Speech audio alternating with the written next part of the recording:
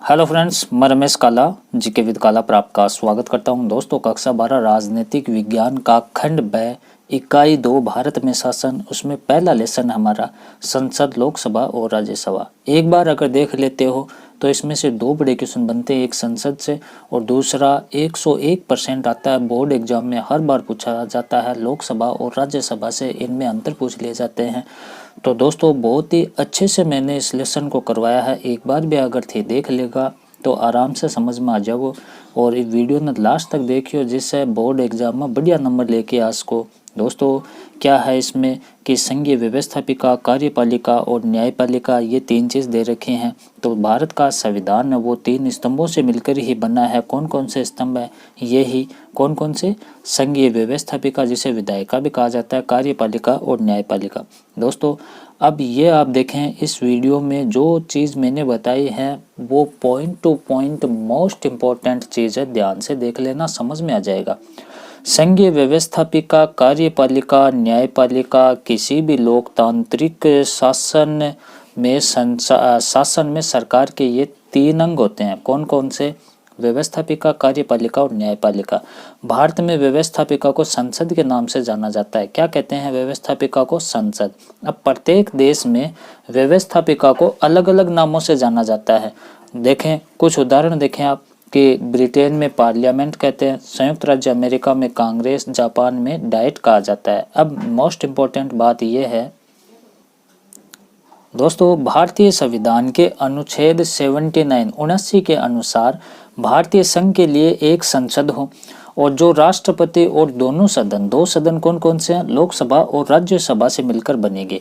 संविधान, भारत के संविधान के अनुच्छेद 79 में ये बात कही गई है कि भारतीय संघ के लिए एक संसद होनी चाहिए और वो संसद है वो एक राष्ट्रपति और एक लोकसभा और राज्यसभा से मिलकर बनेगा। दोस्तों देखो, यहाँ राज्यसभा और लोकसभा होंगे। दोस्तों, इस प्रकार राष्ट्रपति भारतीय संघ की कार्यपालिका का संवैधानिक प्रमुख होने के साथ साथ ही संसद का अभिन्न अंग होता है। इसे आप समझें।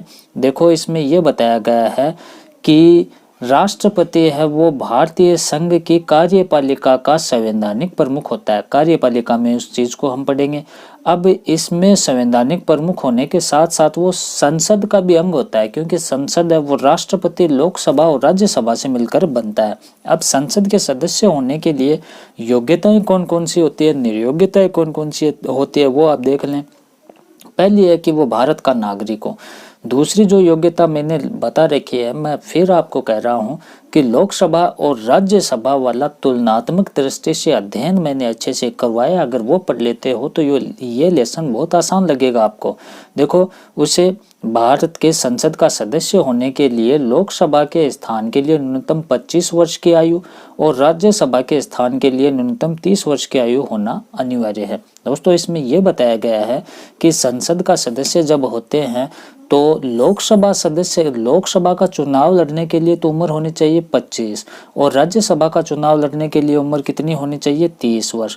और तीसरी विशेषता ये है कि वह पागल या दिवालिया घोषित नहीं किया गया हो। और चौथी है, कोई व्यक्ति अधिकतम 2 स्थानों से लोकसभा का चुनाव लड़ सकता है। यदि वह दोनों स्थानों से निर्वाचित होता है तब वह 1 माह के भीतर उसे एक स्थान खाली करना होगा। आप इसको आसानी से समझें। और मैं आपको पहले बता देता हूं कि ये सेकंड पेज थोड़ा सा धुंधला है, इसके आगे चलने के बाद में बिल्कुल साफ है। दोस्तों, थोड़ा सा धैर्य बनाए रखें, थोड़ा आप क्या है कि इसे मैनेज कर लें। अब इसमें यह बताया है कि कोई व्यक्ति अधिकतम 2 स्थानों से लोकसभा का चुनाव लड़ सकता है। देखो, 2 जगह से लोकसभा का चुनाव तो लड़ सकता है, पर जब वो जीत जाता है दोनों स्थानों से तो 1 माह के भीतर है वो उसको एक स्थान को खाली करना पड़ता है। कोई व्यक्ति एक समय में संसद के दोनों सदनों का सदस्य नहीं हो सकता। देखो, एक व्यक्ति है वो राज्यसभा और लोकसभा दोनों सदनों का सदस्य नहीं हो सकता। अब इनको शपथ कौन दिलाता है कि संसद के सभी सदस्यों को सांसद या एमपी कहा जाता है। कहने का मतलब मेंबर ऑफ पार्लियामेंट, इसे सांसद कहेंगे हम। संसद के सभी सदस्य अपना स्थान ग्रहण करने से पूर्व राष्ट्रपति अथवा उसके द्वारा कार्य के लिए नियुक्त किया गया व्यक्ति के समक्ष शपथ लेते हैं, उस पर अपने हस्ताक्षर करते हैं। तो देखो संसद के सदस्य शपथ किसके आगे लेंगे, किसके समक्ष लेंगे, राष्ट्रपति के समक्ष लेंगे, राष्ट्रपति के आगे लेंगे। अगर राष्ट्रपति अब्सेंट है, अनुपस्थित है, वो नहीं है, तो वो अपना एक प्रतिनिधि या एक व्यक्ति को नियुक्त करेगा, उसके आगे आपको शपथ लेनी पड़ेगी। अब संसद के 70, इसमें छोटा क्वेश्चन पूछ लिया जाता है कि भारतीय संसद के 70 हैं वो प्रतिवर्ष 3 होते हैं। ठीक है दोस्तों, 3 होते हैं। एक बजट सत्र है, वो फरवरी से मई तक, आपको पता है कि लगभग वो मार्च के एंड में बजट पेश किया जाता है, तो बजट सत्र है वो फरवरी से मई के बीच में पेश करना चाहिए। मानसून सत्र है वो जुलाई से सितंबर, और शीतकालीन सत्र वो नवंबर से दिसंबर के बीच में। छोटा पूछ लिया जाता है, बड़ा तो नहीं आएगा। अब संसद की कार्यवाही के दौरान सदनों को स्थगित करने का अधिकार पीठासीन अधिकारी मतलब लोकसभा अध्यक्ष तथा राज्यसभा के सभापति को होता है। ये पीठासीन अधिकारी होते हैं। संसद की कार्यवाही के दौरान सदनों को स्थगित करने का अधिकार है वो लोकसभा के अध्यक्ष और राज्यसभा के सभापति को होता है। लेकिन सत्रावसान करने का अधिकार राष्ट्रपति को प्राप्त होता है। लेकिन सत्रावसान करने का अधिकार राष्ट्रपति को। अब ये लाइन मैं फिर कह रहा हूँ, लोकसभा राज्यसभा अगर पढ़ लेते हो तो ये समझ में आ जाएगी। अब गणपूर्ति से छोटा क्वेश्चन पूछा जाता है। गणपूर्ति या कोरम क्या होता है कि जितने टोटल जो सदस्य होते हैं वो सदन में कितने सदस्य उपस्थित होने चाहिए जिससे उसे वैधानिकता प्राप्त हो कि वो कानूनन रूप से सही हो। तो उसके लिए आप इसे समझें, गणपूर्ति अथवा कोरम सदस्यों की वह न्यूनतम सदस्य संख्या है जिसकी उपस्थिति में सदनों की कार्यवाही को वैधानिकता प्राप्त होती है। गणपूर्ति दोस्तों उसे कहते हैं, जैसे कि लोकसभा है कि लोकसभा में तो सदन में लोकसभा के तो कितने सदस्य होने चाहिए जिससे वो सही मानी जाए, वैधानिक रूप से वैधानिकता उसमें प्राप्त हो। राज्यसभा के कितने सदस्य होने चाहिए, तो गणपूर्ति में प्रत्येक सदन में पीठासीन अधिकारी कौन सा होता है, लोकसभा का अध्यक्ष और राज्यसभा का सभापति। कुल सदस्य संख्या का 10वां भाग होता है। जैसे कि 552 अधिकतम है वो लोकसभा के सीटें हैं, 545 वर्तमान में है, 250 सीटें हैं वो राज्यसभा के हैं। और तो इसमें देखें, लोकसभा की कार्यवाही का संचालन करने हेतु सदन में कम से कम 55 सदस्य होने चाहिए। लोकसभा के 55 सदस्य होने चाहिए। 55 सदस्य क्यों? क्योंकि 10वां भाग इसमें बताया गया कुल सदस्य संख्या वर्तमान में 545 है, तो उसके 55 सदस्य हो गए 10वां भाग। और राज्यसभा की कार्यवाही का संचालन करने हेतु सदन में कम से कम 25 सदस्य होने चाहिए, क्योंकि अधिकतम 250 और वर्तमान में 245 हैं, तो इसका 10वां भाग हो गया 25 सदस्य। ठीक है दोस्तों, इतने गणपूर्ति के लिए आवश्यक होते हैं जिससे वो सही वैधानिक रूप से सही माना जाएगा। अब संसद में कौन सी भाषा का यूज लेते हैं, तो 2 भाषाएं हैं मुख्य रूप से आपको ध्यान रखनी है, हिंदी और अंग्रेजी। अगर ये नहीं आ रही है तो मातृभाषा का प्रयोग वो कर सकता है। संविधान के अनुच्छेद देखो इसमें बताया गया है कि संविधान के अनुसार संसद के कार्य संचालन की भाषा हिंदी और अंग्रेजी है। ठीक है दोस्तों। अब पीठासीन अधिकारी किसी ऐसे सदस्य को जो हिंदी या अंग्रेजी में अपनी बात को अभिव्यक्त नहीं कर सकता है तो अपनी मातृभाषा में बोलने की अनुमति दे सकता है। जिसको हिंदी अंग्रेजी नहीं आ रही है तो अपनी मातृभाषा में भी बोल सकता है। अब संसद के कार्य कौन कौन से हैं वो आप देख लें कि भारतीय संसद के प्रमुख कार्य हैं। पहला विधि निर्माण मतलब कानून बनाना। अब अनुच्छेद 108 के तहत राष्ट्रपति को यह अधिकार प्राप्त है कि वह किसी विधेयक पर फैसला करने हेतु संयुक्त बैठक आमंत्रित कर सकता है। देखो राष्ट्रपति क्या करता है, अगर किसी भी विधेयक पर फैसला करता है तो वो संयुक्त बैठक मतलब लोकसभा और राज्यसभा की संयुक्त बैठक बुला सकता है। कौन बुला सकता है दोस्तों? राष्ट्रपति बुला सकता है। अब संयुक्त बैठक की अध्यक्षता कौन करेगा? लोकसभा का अध्यक्ष करेगा। संयुक्त बैठक की अध्यक्षता लोकसभा अध्यक्ष द्वारा की जाती है और संयुक्त बैठक में निर्णय दोनों सदनों के उपस्थित और मतदान करने वाले कुल सदस्यों के बहुमत द्वारा किया जाता है। अब तक केवल 3 विधेयक की संयुक्त बैठक में पारित किए गए हैं। देखो लोकसभा राज्यसभा जब पढ़ेंगे तब इसको पढ़ लेंगे। उसके बाद में दोनों सदनों द्वारा पारित विधेयक राष्ट्रपति के हस्ताक्षर हेतु प्रस्तुत किए जाते हैं। जब लोकसभा और राज्यसभा में विधेयक प्रस्तुत किए जाते हैं फिर उस पर राष्ट्रपति के साइन होते हैं और फिर वो कानून बन जाता है। ठीक है। अब देखो यहाँ क्योंकि वह कार्यपालिका का संवैधानिक प्रमुख होने के साथ साथ ही भारतीय संसद का अभिन्न अंग है, ये चीज हमने पढ़ ली। अब अनुच्छेद 111 के अनुसार राष्ट्रपति के हस्ताक्षर होने पर भी कोई विधेयक, अधिनियम या कानून बनता है। अब राष्ट्रपति विधेयक को पुनर्विचार के लिए एक बार संसद को भेज सकता है। संसद में देखो, जब लोकसभा और राज्यसभा में कोई विधेयक पारित होकर राष्ट्रपति के पास भेजा जाता है तो राष्ट्रपति उससे अगर उसमें कोई त्रुटि लगती है तो वो फिर से क्या करता है कि संसद को भेज देता है। तो यहाँ पर लोकसभा और राज्यसभा उसमें या तो कुछ संशोधन भी कर सकते हैं। अगर वैसा का वैसा भी अगर वो वापस राष्ट्रपति के पास भेज देते हैं तो राष्ट्रपति को सिग्नेचर करना अनिवार्य है। ठीक है।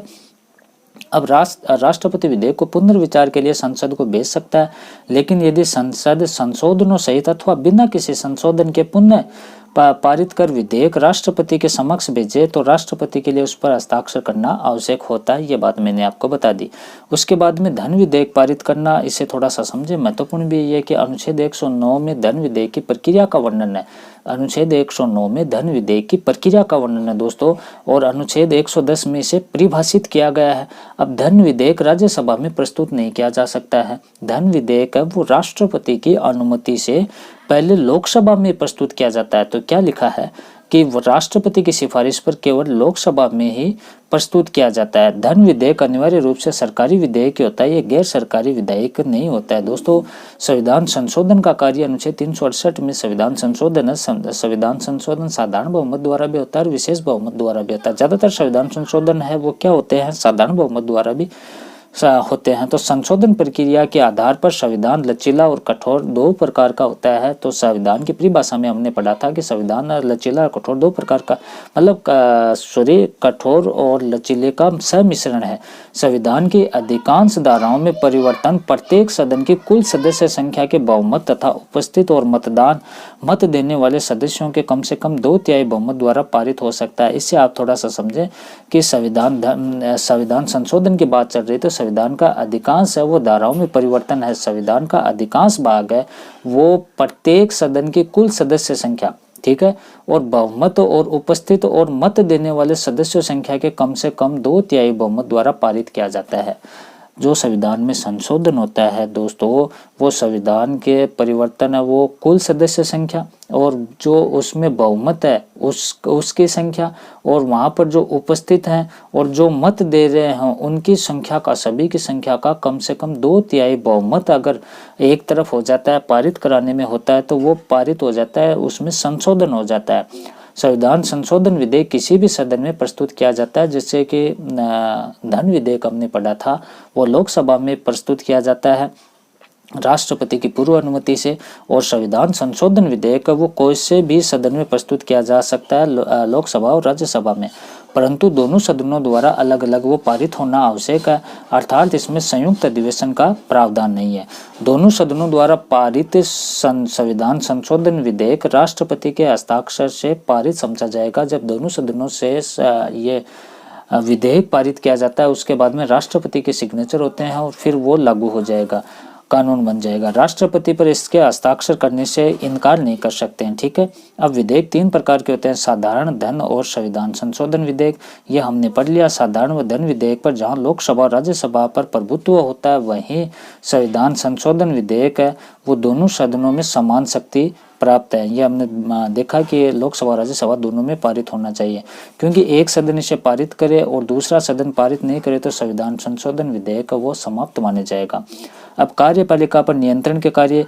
कार्यपालिका के दिन प्रतिदिन के कार्यों को नियंत्रित करने का कार्य जनता की प्रतिनिधि संस्था संसद को प्राप्त है। अब कार्यपालिका पर नियंत्रण है वो संसद रखती है। कार्यपालिका में देखो राष्ट्रपति और प्रधानमंत्री वो जो होते हैं, मंत्रिमंडल होते हैं, उन पर जो निर्णय है वो जनता का प्रतिनिधि मतलब संसद द्वारा किया जाता है। मैं फिर कह रहा हूँ, लोकसभा और राज्यसभा का तुलनात्मक अध्ययन आप अगले वीडियो में जरूर पढ़ें, जिससे ये वीडियो आपके आसानी से समझ में आ जाएगा वो देखने के बाद। और वीडियो को लाइक कर दें, कोई दिक्कत आ रही है तो कमेंट करके पूछ सकते हैं। धन्यवाद दोस्तों।